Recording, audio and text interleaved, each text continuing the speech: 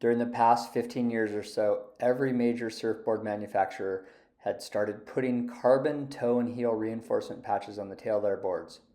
The carbon does serve a purpose. It definitely helps your board stay in shape a bit better, but it also tended to be just kind of trendy and overly engineered looking to me. We decided we wanted to turn away from trends and clean up how our boards look and get rid of all those little stripes back there. But we wanted to make sure that you still had something to keep your tail from falling apart. So now we have started using fiberglass instead of carbon. Fiberglass is nearly invisible, has a lot cleaner look, and it also has a lot less waste as far as materials go and the way we build our boards.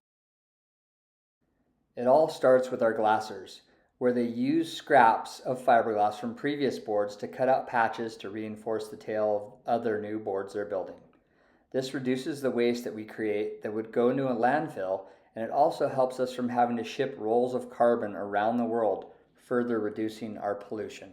Adding fiberglass to these strategic areas that get the most stress of any part of the board is a great way to keep your board from falling apart. At the same time, we prefer the way it looks, nice and clean, allowing you to see the outline curve through the tail. When I tell people that we have switched from carbon to fiberglass for reinforcing our tails, the main question they ask is, how can fiberglass possibly be as strong as carbon? So, here's a visual comparison of the two. Right here is a piece of 4-ounce fiberglass, and this is a patch of carbon. You can see the carbon stripes are actually only held together by a very thin webbing or veil, whereas the fiberglass has a tightly woven material that has no empty areas. The carbon itself only has strength where those little black stripes are, since there's no strength to the webbing. It's just there to hold them in place. The fiberglass, however, is completely solid and creates better overall reinforcement. After laying down the fiberglass toe and heel patches, the glasser will then add 2 more entire layers of fiberglass on the top of that before they laminate the board. So what you end up with here is 3 layers of cloth in the toe and heel areas. 1, 2, 3. And they're situated right where you put the most pressure, your toe and heel, where you're going to have the rail caving in.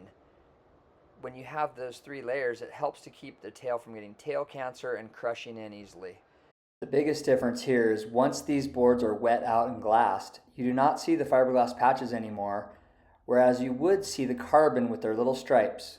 Personally, I like this look much better. So that's it for now. The 2 lessons we learned today are just because you can't see reinforcement doesn't mean it's not there, and also don't follow trends that don't make sense. Thanks for listening.